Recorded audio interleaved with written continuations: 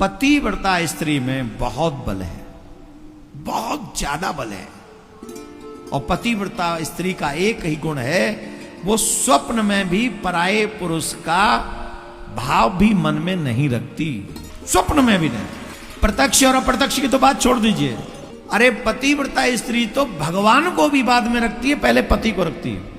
और जिस स्त्री का इतना दृढ़ निश्चय होता है, और एक नहीं है अनेक पतिव्रता स्त्री हुई इस भारत में, जिनसे देवता भी थर थर कांपते रहे, थर थर कांपते रहे। चित्रकूट में गए हो आप? शिव पुराण में भी हमने कथा में बोला था, चित्रकूट में गए? वहां गंगा मैया है, गंगा मैया है, मंदाकिनी है। वो सिर्फ पतिव्रता सती अनुसुईया जी के कारण है। जिस समय मां सती अनुसुईया अपने पति की सेवा में लगी हुई थी, सब देवता उनका दर्शन करने आए थे चित्रकूट में, स्वयं शंकर भगवान भी। पूछा जाए ऐसा क्यों? बोले ये संसार के पापी लोग जब दर्शन करते हैं तो हम उनके पाप उतार देते हैं, पर जब हमें किसी पतिव्रता स्त्री का दर्शन हो जाता है तो हम भी पवित्र हो जाते हैं, हम भी पवित्र हो जाते हैं। करके घोर नरक में जाना पड़ेगा। देखिए, हम नारी के खिलाफ नहीं, हम स्वयं एक नारी हैं, तो हम जो बोलने जा रहे हैं अच्छा ही बोलेंगे। जो शास्त्र में बताया गया, हम व्यासपीठ से जो भी आप लोग को निवेदन करते हैं वो बात बिल्कुल सत्य बात बताते हैं। शास्त्र को अध्ययन करके ही आप तक पहुंचाने की कोशिश करते हैं। जो व्यक्ति सुंदर गुण से भरी हुई, सुंदर गुण से युक्त नारी होगी, ऐसे नारी को सर्वथा सम्मान करिएगा, प्रणाम करिएगा। लेकिन कुछ ऐसे नारी के बारे में बताया जिसको प्रणाम करने से पुण्य नहीं मिलता, पाप मिल जाता है। तो कौन सी नारी को प्रणाम नहीं करना चाहिए? सबसे पहले नंबर में मैं आपको बताऊं, जो स्त्री पति की हत्या करने वाली होती है, ऐसे नारी को भूल से भी आपने प्रणाम किया तो आप पाप के भागी बनोगे। शास्त्रों में कहा गया, ग्रंथों में कहा गया, पत्नी के लिए सबसे बड़ा धर्म है पतिव्रत धर्म। अगर नारी अपने पति के प्रति श्रद्धा रखती है, निष्ठा रखती है, पतिव्रत धर्म का पालन करती है, तो पतिव्रत नारी के सामने देवता भी झुकने पर मजबूर हो जाते हैं।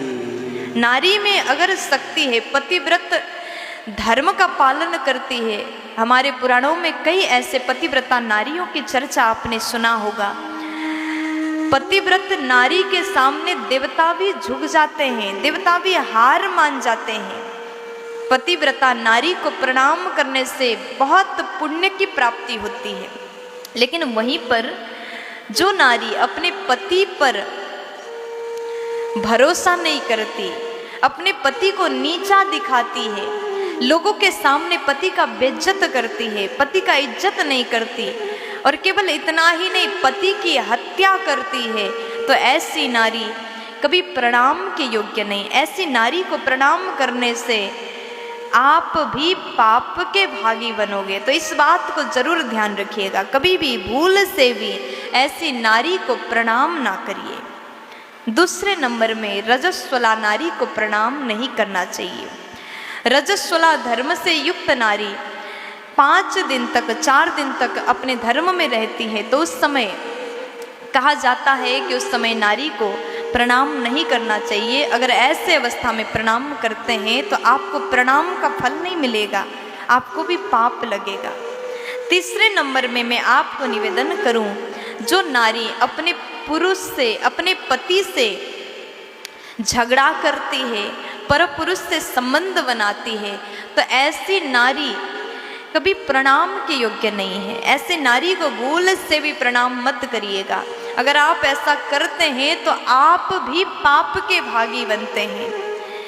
फिर उसके बाद में जो नारी गर्भपात करती है, ऐसी नारी भी प्रणाम के योग्य नहीं है। गर्भपात करने वाली नारी को अगर आप प्रणाम करते हैं तो आप भी पाप के भागी बन जाते हैं। फिर मैं आपसे निवेदन करूं, कृतज्ञ नारी, अगर आप उस नारी के ऊपर कितना भी उपकार करिए, कभी आपके उपकार को नहीं मानती, और कृतज्ञ करती है तो कृतज्ञ नारी को भी कभी प्रणाम नहीं करना चाहिए। फिर उसके बाद कहा गया क्रोधिनी नारी, जिसके भीतर अधिक क्रोध है, छोटी छोटी बात को लेकर के चिढ़ जाती, अरे तुमने ये क्यों किया, वहाँ क्यों गए थे, यहाँ क्यों बैठे थे, छोटी छोटी बात को लेकर के अगर क्रोध करती है नारी, वही सफल होती है, अपने गृहस्थ को वही चला सकती है जो धैर्यता के साथ में बड़ी बड़ी मैटर को बड़े आसानी से उसको सुलझाने की कोशिश करे। वो नारी घर को चलाने के लिए देवी की समान होती है।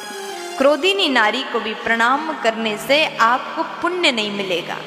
तो मैंने आपको अभी निवेदन किया, जो स्त्री पति की हत्या करती हो, रजस्वला नारी और परपुरुष से संबंध बनाने वाली नारी, और उसके बाद में गर्भपात करने वाली नारी, फिर उसके बाद में कृतज्ञ नारी और क्रोधिनी नारी, ये 6 प्रकार की 6 स्त्री को कभी भी प्रणाम नहीं करना चाहिए। अगर आप ऐसा करते हैं तो घोर नरक में आपको भी जाना पड़ेगा। इसलिए प्रणाम करने से पहले सोच समझ करके जरूर करिएगा। प्यार से बोलो राधे राधे।